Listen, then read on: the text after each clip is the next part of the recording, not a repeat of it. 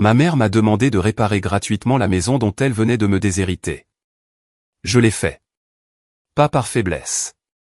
Parce que j'avais trouvé, dans l'atelier de mon père, le document qui allait tout faire tomber. Je m'appelle Richardo, j'ai 32 ans, et jusqu'à l'an dernier je pensais encore que, dans une famille, on pouvait être mal aimé sans être complètement trahi. Je vis à Montreuil, dans un 2 pièces assez banal, avec une cuisine trop étroite, une fenêtre qui donne sur une cour grise et un voisin du dessus qui passe l'aspirateur à des heures absurdes. Je travaille comme technicien de maintenance dans une petite entreprise de Bagnolet qui répare du matériel pour les commerces, vitrines réfrigérées, rideaux métalliques, lave-verre de brasserie, machines qui clignotent en rouge au pire moment. Je suis souvent celui qu'on appelle quand quelque chose fuit, coince, grince ou refuse de redémarrer. Dans ma famille, c'était pareil. Quand il fallait porter un meuble, emmener ma mère à un rendez-vous médical, réparer la chaudière de la maison ou passer un dimanche entier à vider le garage, on pensait à moi.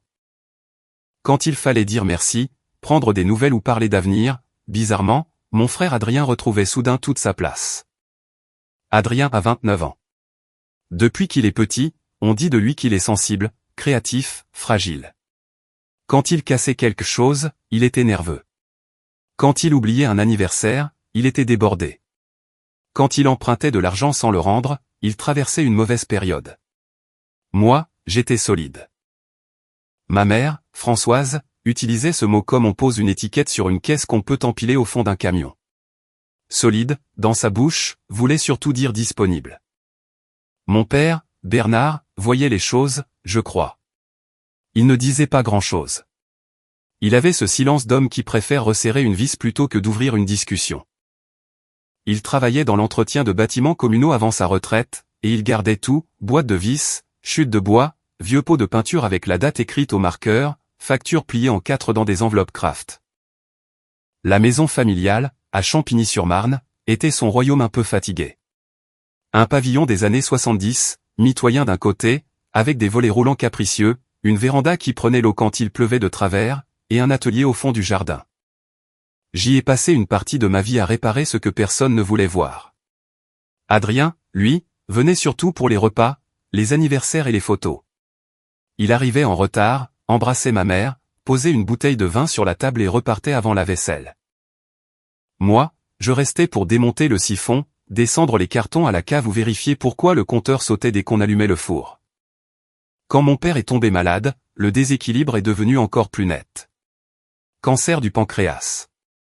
3 mots, et tout le monde a commencé à parler plus bas dans les couloirs de l'hôpital Henri Mondor. Ma mère a pris l'air de quelqu'un qui tient debout uniquement parce qu'on la regarde. Adrien passait quand il pouvait, surtout les jours où des voisins ou des cousins étaient là. Il apportait des viennoiseries, disait qu'il avait du mal à voir papa comme ça, puis disparaissait parce qu'il avait un rendez-vous pour son projet de restaurant. Moi, je faisais le reste. Les trajets en RER, les ordonnances, les papiers de mutuelle, les allers-retours à la pharmacie, la chaudière qui avait choisi février pour lâcher, les poubelles à sortir, la tondeuse à remettre en route. Je ne le dis pas pour me faire passer pour un saint. Je le faisais parce que c'était mon père, parce que je savais faire, et parce que quand personne ne fait, quelqu'un finit toujours par faire. Un soir de novembre, je l'ai trouvé assis dans son fauteuil, le plaid remonté jusqu'à la poitrine. Ma mère était dans la cuisine, au téléphone avec Adrien. Mon père regardait la porte-fenêtre qui donnait sur le jardin. Richardo, il a murmuré. Je me suis penché. Oui, papa. Il a bougé la main vers le fond du jardin. Il y a des choses dans l'atelier, faudra que tu regardes. Je lui ai demandé quelle chose. Il a fermé les yeux, épuisé par 3 phrases. Ma mère est revenue à ce moment-là, le téléphone encore à l'oreille. Bernard, ne te fatigue pas Richardo, laisse-le tranquille. Je n'ai pas insisté. Je me suis dit que j'aurais le temps. Je n'ai pas eu le temps. Mon père est mort un mardi matin, un peu avant 6 heures. À l'enterrement, Adrien a pleuré fort. Ma mère l'a serré contre elle comme si elle n'avait perdu qu'un seul homme et qu'il fallait protéger le deuxième. Moi, je suis resté près du cercueil avec les mains croisées devant moi. J'avais les ongles noirs de cambouis parce que, la veille, j'avais réparé le portail de la maison pour que les cousins puissent entrer sans forcer. 2 semaines plus tard, nous avions rendez-vous chez Maître Legrand, notaire à Saint-Maur-des-Fossés.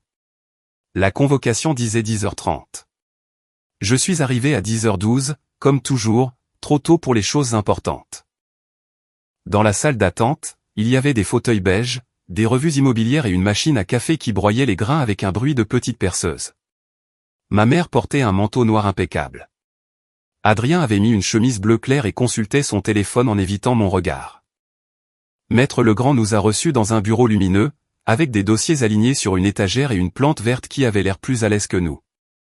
Il a parlé avec une voix neutre, posée. Succession. Actif. Passif. Régime matrimonial. Donation entre époux. Dispositions prises avant le décès. Au début, je ne comprenais pas vraiment. J'écoutais les mots comme on écoute une radio dans une langue voisine. Puis une phrase a traversé tout le reste. La maison reviendrait donc, dans la répartition envisagée, principalement à Madame et à Monsieur Adrien, avec compensation financière pour Monsieur Richardot. J'ai regardé ma mère. Quelle compensation? Maître Legrand a consulté une feuille. Une somme faible. Ridicule, même, quand on savait ce que valait le pavillon, malgré ses défauts. Elle était présentée comme équilibrée par un montage de donations, de droits et d'accords préparés dans les derniers mois de la maladie de mon père. Je n'avais pas été consulté. Pas vraiment informé non plus. Ma mère a posé sa main sur son sac. Ce n'est pas contre toi, Richardot. C'est juste qu'Adrien a besoin d'un nouveau départ. Adrien a fixé ses chaussures. J'ai senti une chaleur monter dans ma nuque, mais je n'ai pas crié.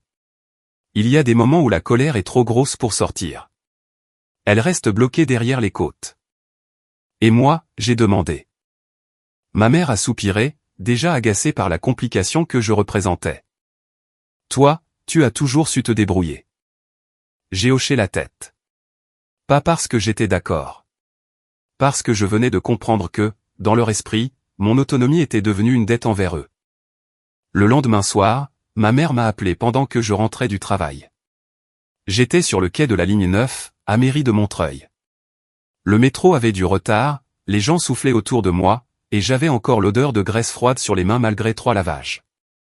Richardot, tu peux passer samedi à la maison. Les volets du salon bloquent encore, et l'agent immobilier vient mardi pour l'estimation. J'ai cru avoir mal entendu. Maman, tu me demandes vraiment de réparer la maison que vous venez de me retirer? Un silence. Pas un silence de honte. Un silence d'irritation. Ne commence pas. Ton père vient à peine de partir. Justement. Adrien ne sait pas faire ce genre de choses. Et puis ce serait bête de payer quelqu'un pour 2-3 réglages.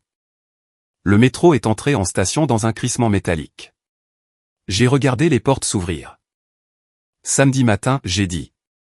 Elle a repris aussitôt, soulagée que je rentre dans mon rôle. Merci. Tu vois, quand tu veux, tu peux être raisonnable. Je suis monté dans la rame avec cette phrase dans l'oreille. Raisonnable. Chez nous, ça voulait dire, avale ce qu'on te donne, puis viens réparer ce qu'on garde. Le samedi, je suis arrivé avec ma caisse à outils. Ma mère avait préparé du café, mais seulement pour elle et Adrien, qui était affalé sur une chaise de la cuisine avec son ordinateur ouvert. Sur la table, il y avait une quiche froide, une salade en sachet encore dans son plastique et des bouteilles d'eau alignées comme pour un repas de copropriété. Ah, parfait, a dit Adrien sans se lever. Tu peux regarder aussi la chaudière? L'agent risque de poser des questions. Bonjour à toi aussi. Il a levé les yeux, sourire de côté. Ça va, fais pas ton susceptible. Ma mère a coupé court. On n'a pas besoin de tension aujourd'hui. Je suis allé au salon. Le volet bloqué parce que personne n'avait nettoyé le rail depuis des mois. Pendant que je démontais le coffrage, Adrien parlait depuis la cuisine, assez fort pour que j'entende. Si l'estimation est correcte, je pourrais peut-être signer le local avant l'été. Le mec du 11e ne va pas m'attendre éternellement. Son restaurant. Depuis 1 an, il ne parlait que de ça. Un concept de cuisine bistronomique accessible, selon ses mots.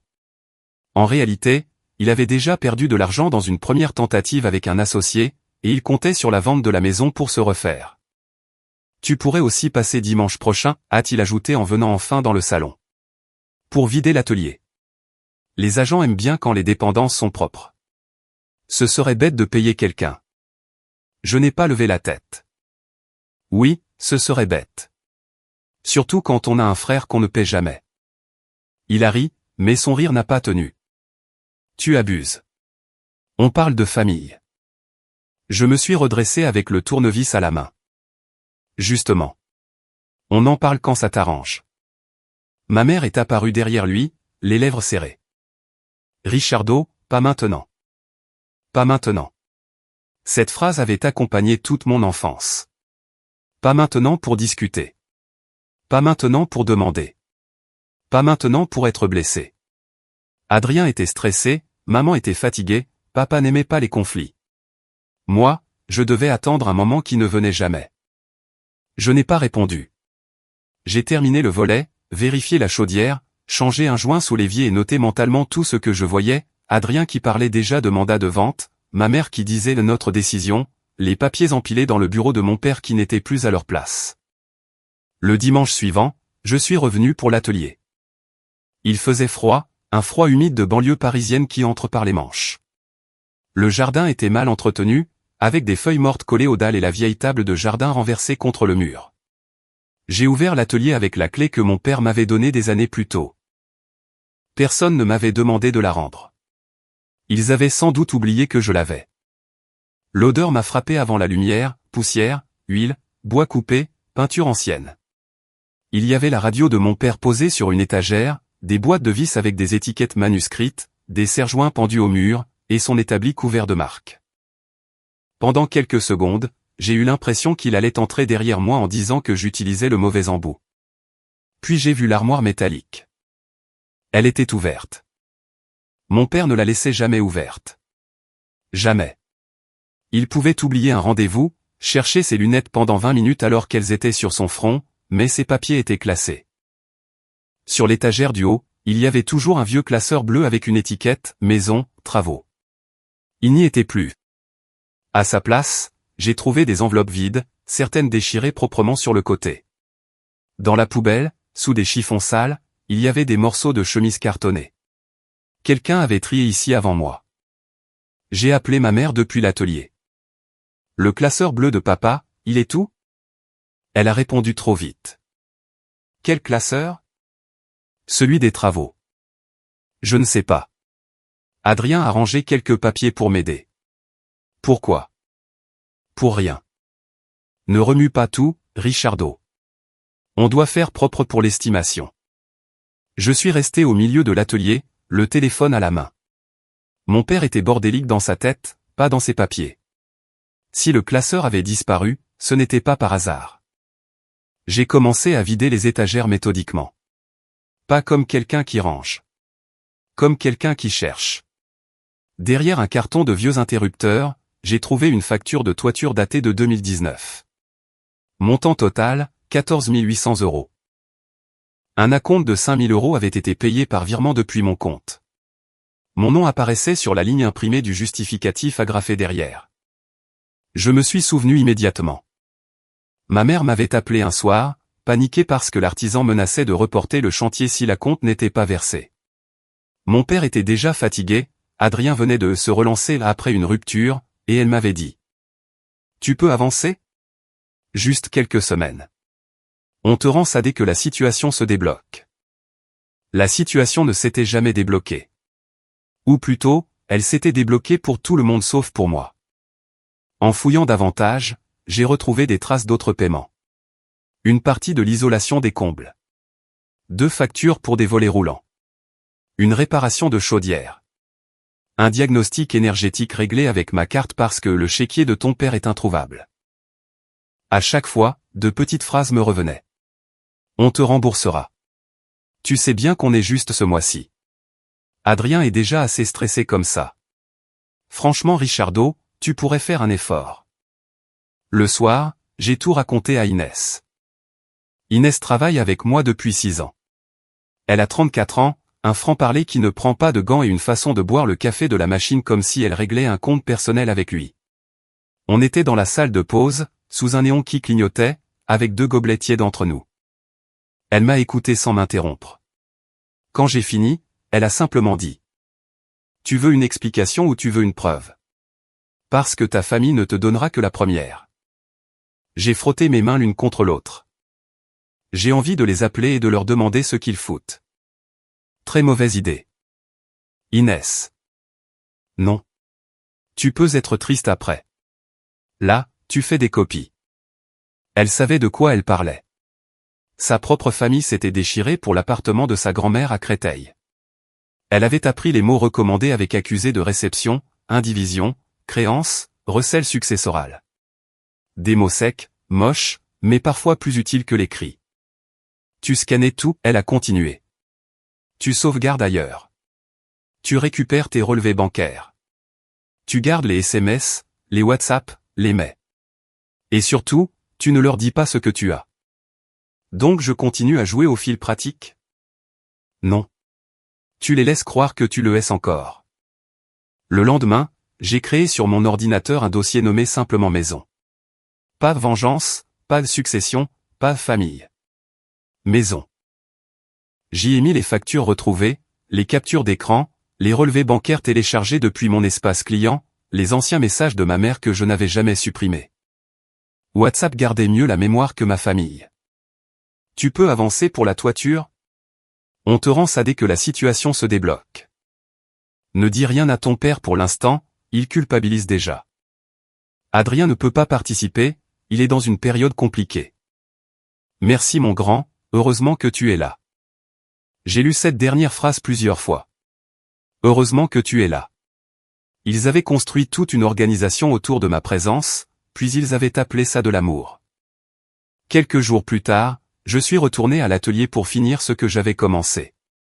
J'avais dit à ma mère que je devais démonter une étagère trop abîmée avant la visite de l'agent. C'était vrai. Je devais aussi comprendre pourquoi mon père m'avait parlé de cet endroit avant de mourir. L'étagère du fond était fixée contre un panneau de contreplaqué. Deux vis n'étaient pas du même modèle que les autres. C'était le genre de détail que mon père remarquait toujours et que j'avais appris à remarquer à cause de lui. J'ai dévissé lentement. Le panneau a bougé avec un petit craquement. Derrière, il y avait une pochette plastique transparente, scotchée au mur. Je suis resté immobile un long moment. La poussière flottait dans le rayon de lumière qui passait par la petite fenêtre. Dehors, un tramway devait passer au loin, parce qu'on entendait une vibration sourde, régulière. Dans la pochette, il y avait une copie de reconnaissance de dette, plusieurs photocopies de factures, des relevés annotés de la main de mon père et une lettre pliée en deux. La reconnaissance de dette était datée de 2021. Mon père y écrivait qu'il reconnaissait devoir à son fils Richardo une somme correspondant aux travaux financés directement par moi pour la maison familiale et l'atelier attenant. Il précisait que cette somme devait être régularisée avant toute vente du bien ou intégrée au passif de la succession. Il y avait sa signature, celle d'un témoin que je connaissais, un ancien voisin nommé Gérard, et des montants détaillés. Ce n'était pas un testament miraculeux. Ce n'était pas la maison qui tombait dans mes mains comme dans un mauvais téléfilm. C'était plus simple, plus solide, une dette réelle, documentée, que tout le monde avait préféré oublier. J'ai ouvert la lettre. Richardo, si tu lis ça, c'est que je n'ai pas réussi à te le dire en face. J'ai dû m'asseoir sur le tabouret de l'atelier. L'écriture de mon père était tremblante, mais reconnaissable. Il disait qu'il avait vu. Qu'il m'avait vu payer, réparer, revenir, accepter. Qu'il avait laissé faire parce qu'il n'aimait pas les disputes, parce qu'il croyait toujours qu'il aurait le temps de remettre les choses à plat. Il écrivait que ma mère s'inquiétait sans cesse pour Adrien, qu'elle voulait le protéger eux-mêmes contre les conséquences de ses choix. Il reconnaissait qu'elle avait insisté pour organiser la succession d'une manière qui l'avantagerait, sous prétexte qu'Adrien avait plus besoin d'aide. Puis il y avait une phrase que j'ai relue jusqu'à avoir mal aux yeux. Je t'ai laissé être l'adulte à ma place. Je n'ai pas pleuré tout de suite. La première émotion, bizarrement, a été une colère très calme. Pas contre le fait qu'il m'aimait trop peu. Contre le fait qu'il avait compris trop tard. Contre cette lettre cachée derrière un panneau, alors que moi j'avais passé des années devant eux, bien visible, à attendre qu'on dise simplement « ce n'est pas normal ». J'ai remis les documents dans une chemise neuve. J'ai pris des photos sur place, avec l'horodatage. J'ai scanné le tout le soir même chez moi, page par page, pendant que le voisin du dessus lançait son aspirateur à 22h40. Pour une fois, le bruit ne m'a pas agacé. Il couvrait le battement de mon cœur. À partir de là, j'ai arrêté de répondre vite. C'était nouveau pour moi. Dans ma famille, quand le téléphone sonnait, je répondais. Quand ma mère écrivait « Tu peux passer », je cherchais un créneau. Quand Adrien envoyait un message avec 3 points d'exclamation, je me justifiais avant même de savoir de quoi j'étais coupable. Cette fois, je lisais. J'attendais. Je répondais court. Adrien a commencé à s'impatienter. « Tu peux passer samedi ?» Juste 2-3 trucs à vérifier avant l'estimation. J'ai répondu « Quoi exactement ?» Volet, atelier, chaudière. Faut que ça avance. Pourquoi si vite? Parce qu'on va pas garder la maison 6 mois pour le plaisir. Il y a encore des papiers à éclaircir. Il a mis 10 minutes à répondre. Ne commence pas avec les vieux papiers, ça ne change rien. J'ai regardé l'écran longtemps avant de taper. Quel vieux papier? Cette fois, la réponse est arrivée presque immédiatement. Papa avait laissé des trucs, mais bon, ça ne change rien maintenant. On ne va pas embêter le notaire avec ça, si? J'ai fait une capture d'écran. Le lendemain, ma mère a pris le relais. Adrien est déjà assez stressé comme ça. On pensait que tu comprendrais. Puis, franchement Richardo, tu pourrais faire un effort. Puis, ce n'est pas le moment de faire des histoires d'argent. Je n'ai répondu qu'à la dernière. Ce sera le moment chez le notaire. Elle m'a appelé aussitôt. Je n'ai pas décroché. Inès m'a donné le nom d'un avocat à Vincennes, Maître Dumas, spécialisé en droit des successions. J'ai pris rendez-vous sur ma pause déjeuner. Son cabinet était au 2e étage d'un immeuble ancien, avec un escalier ciré qui sentait le bois et le papier. Il a lu les documents sans faire de commentaires inutiles. De temps en temps, il soulignait une date, rapprochait 2 feuilles, vérifiait un montant. Quand il a terminé, il a posé ses lunettes. « Vous avez quelque chose de sérieux. » J'ai senti mes épaules se relâcher d'1 centimètre. Ça peut bloquer la vente? Ça peut surtout obliger tout le monde à traiter cette créance dans la succession. La maison ne peut pas être présentée comme un actif proprement réparti si une dette documentée y est attachée. Il faudra examiner la validité formelle, bien sûr, mais avec les factures, les virements et les messages. Ce n'est pas une simple parole contre parole. Et s'ils disent qu'ils ne savaient pas? Il a regardé la capture du message d'Adrien. Votre frère semble déjà avoir du mal avec cette ligne de défense. Je n'ai pas souri. Pas vraiment. Mais quelque chose en moi s'est posé. Maître Dumas m'a conseillé de passer par Maître Legrand proprement. Pas de menaces. Pas de scène. Un courrier recommandé, des copies numérotées, une demande claire d'intégration de la dette au dossier de succession et de suspension de toute démarche de vente tant que la question n'était pas régularisée. Vous n'avez pas besoin de faire un scandale, a-t-il dit. Vous avez besoin de les laisser parler devant la bonne personne. La bonne personne, ce fut Maître Legrand, 3 semaines plus tard.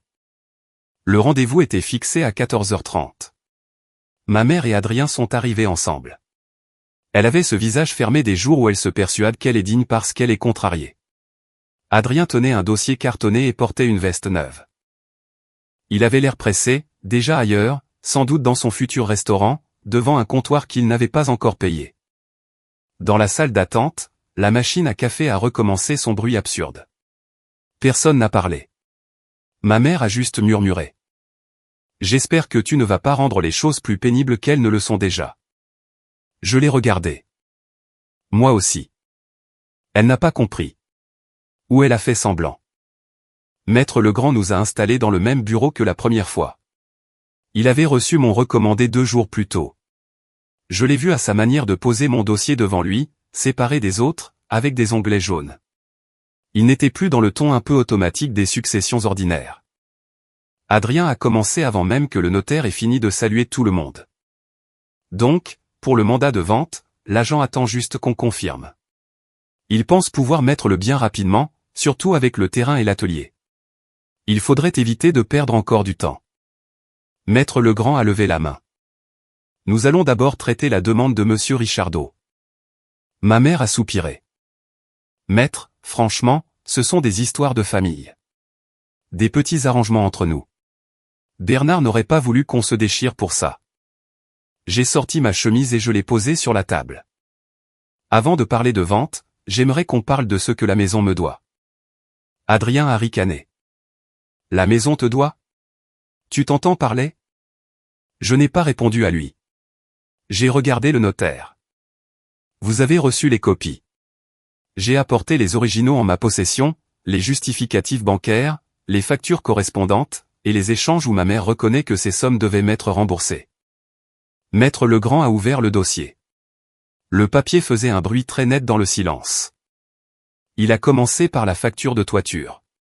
Puis les volets. Puis la chaudière. Puis l'isolation. Puis les messages. À chaque page, le visage de ma mère perdait un peu de sa rigidité. Adrien, lui, bougeait sur sa chaise comme si le cuir était devenu brûlant. Ce n'est pas ce que tu crois, a dit ma mère.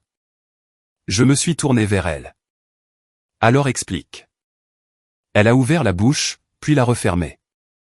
Maître Legrand a pris la reconnaissance de dette. Madame, monsieur Adrien, aviez-vous connaissance de ce document? Ma mère a regardé Adrien. Une demi-seconde de trop. Non, a-t-elle dit. Adrien a croisé les bras. Moi non plus. Et de toute façon, ça ne veut rien dire. Papa signait parfois n'importe quoi quand il était fatigué. La phrase m'a traversé comme une gifle, mais je suis resté assis. Maître Legrand a gardé son calme. Je vais vous demander de ne pas minimiser un document sans l'avoir examiné sérieusement. Il est daté de 2021, antérieur à la phase la plus avancée de la maladie, et il est accompagné de justificatifs. Adrien a tapé du doigt sur la table. Non mais c'est bon, là. Richardo va pas bloquer une vente pour 3 factures. Ce n'est pas 3 factures, ai-je dit. C'est 6 ans où vous m'avez laissé payer en silence. Ma mère a eu les yeux humides. Je la connaissais assez pour savoir que les larmes arrivaient toujours quand les arguments ne suffisaient plus. On a fait ce qu'on pensait juste. Non. Vous avez fait ce qui arrangeait Adrien, et vous avez appelé ça la famille. Adrien s'est levé à moitié. Tu veux quoi, au juste? Ruiner mon projet? Tu sais très bien que j'ai besoin de cette vente. Maître Legrand a repris, plus ferme. Monsieur, asseyez-vous. Je vous conseille de répondre très précisément à ma question. Aviez-vous connaissance de l'existence de ce document ou d'un document similaire? Adrien a soufflé, rouge au visage. Mais puisque je vous dis que ça ne change rien. Ce papier n'aurait jamais dû ressortir. Le silence qui a suivi a été si brutal que même la rue derrière la fenêtre a semblé s'arrêter. Ma mère a fermé les yeux. Maître Legrand a posé son stylo. Quand vous dites ressortir, monsieur, vous indiquez donc que vous connaissiez son existence. Adrien s'est rassis d'un coup. Non, je voulais dire. Je vais noter votre déclaration telle qu'elle a été formulée. Vous aurez la possibilité de préciser par écrit. Je n'ai pas bougé. Je n'ai pas savouré. Ce n'était pas agréable, en réalité. Voir son frère tomber dans son propre mensonge ne répare pas les années précédentes. Ça les éclaire seulement d'une lumière plus crue. Ma mère s'est tournée vers moi. Richardo, tu ne peux pas faire ça à ton frère. Sa voix tremblait, mais les mots étaient les mêmes qu'avant. Adrien au centre. Adrien à protéger. Adrien qui souffre, donc les autres doivent payer. Je ne lui fais rien, ai-je répondu. Je ne prends pas sa maison. Je reprends ce que vous m'avez fait porter. Tu vas le détruire. Non. Je l'empêche d'utiliser mon argent comme s'il était à lui. Elle a pleuré franchement, cette fois. Pas un grand cinéma. Juste une femme de 61 ans qui voyait son arrangement s'écrouler et qui ne savait plus comment le nommer autrement que drame familial. Maître Legrand nous a demandé de ne pas parler tous en même temps, même si plus personne ne parlait vraiment. Il a expliqué les conséquences avec sa précision professionnelle. Aucune signature ne partirait tant que la créance n'était pas examinée. Le projet de mandat de vente était suspendu. Les éléments seraient intégrés au dossier de succession. Il faudrait peut-être solliciter l'avis de chaque conseil, vérifier la portée de la reconnaissance de dette et réévaluer la répartition. Adrien a blêmi. Mais j'ai déjà avancé sur le local. Maître Legrand l'a regardé sans émotion. Cela ne concerne pas juridiquement la succession de votre père. C'était froid, presque sec. Et pourtant, c'est cette phrase qui m'a fait le plus de bien. Pour une fois, les besoins d'Adrien n'absorbaient pas tout l'air de la pièce. Les semaines suivantes ont été lourdes, mais claires. Adrien m'a envoyé plusieurs messages que je n'ai pas lus tout de suite. D'abord agressif, puis suppliant, puis agressif à nouveau. Tu fais ça par jalousie. Tu sais que je peux perdre le local? Papa aurait honte. Réponds au moins. Je répondais uniquement quand mon avocat me disait de répondre, et seulement par écrit. Maître Dumas a pris le relais. Maître Legrand a demandé des pièces complémentaires. Gérard, l'ancien voisin, a confirmé qu'il avait signé comme témoin parce que mon père lui avait parlé de remettre Richardo d'équerre avant que tout parte de travers. Les relevés bancaires correspondaient aux factures. Les messages de ma mère enfonçaient le clou plus sûrement que n'importe quelle accusation. La vente est restée bloquée. Adrien a dû renoncer au local commercial qu'il visait dans le 11e. J'ai appris par une cousine qu'il avait mis sa voiture en vente, une Audi d'occasion qu'il appelait un outil professionnel alors qu'il ne l'utilisait que pour se garer en double file devant les restaurants où il rêvait d'être connu. Ma mère a essayé de me voir seul. J'ai refusé. Pas par cruauté. Parce que je connaissais trop bien les conversations sans témoin dans notre famille. Elle commençait par « on va parler calmement » et finissait par « tu me fais de la peine ». Finalement, un accord a été trouvé. La dette a été reconnue dans une proportion suffisante pour changer toute la répartition. On n'a pas effacé chaque injustice au centime près, mais on a cessé de faire comme si je n'avais rien donné. La maison serait vendue plus tard, proprement, avec une part réévaluée et un remboursement inscrit noir sur blanc. Adrien a été retiré de certaines démarches liées à la vente après ces contradictions. Ma mère a signé parce qu'elle n'avait plus vraiment le choix.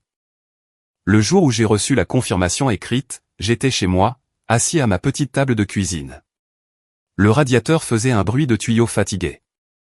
J'ai lu le mail 2 fois, puis je l'ai transféré à Maître Dumas et à Inès. Inès m'a répondu « Bien. Maintenant mange un vrai truc ». J'ai ri pour la première fois depuis longtemps. Quelques jours plus tard, ma mère m'a appelé. J'ai laissé sonner. 1 fois. 2 fois. 3 fois.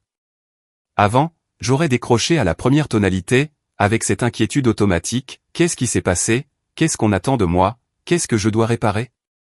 J'ai fini par répondre. Oui. Sa voix était plus douce que d'habitude. Richardo, il faut qu'on arrête tout ça. On est une famille. Je suis resté debout près de la fenêtre. Dans la cour, un voisin rentrait son vélo sous la pluie. Qu'est-ce que tu veux? Elle a respiré fort. Que tu sois raisonnable. Le mot m'a presque fait sourire. Être raisonnable, chez vous, ça voulait dire me taire. Tu ne peux pas me parler comme ça. Je suis ta mère. Je sais. Alors fais un geste. J'en ai fait pendant 15 ans. Elle s'est tue. Puis elle a dit, plus bas. Adrien va mal. Bien sûr. Il peut prendre rendez-vous avec sa banque, son comptable ou un conseiller. Moi, je ne suis plus son plan de secours. Tu es dur. Non. Je suis précis. Elle a commencé une phrase sur mon père, sur ce qu'il aurait voulu, sur la paix. Je l'ai interrompu sans hausser le ton. Papa a laissé une lettre. Tu sais ce qu'il a écrit? Qu'il m'avait laissé être l'adulte à sa place. Je ne vais pas continuer après sa mort. Elle n'a pas répondu. Pour la première fois, je crois qu'elle n'avait pas de phrase prête. Je ne viendrai plus réparer la maison, ai-je ajouté. Ni la chaudière, ni les volets, ni les problèmes d'Adrien. Tout passera par les professionnels et par les papiers. C'est plus simple pour tout le monde. Richardo. Bonne soirée, maman.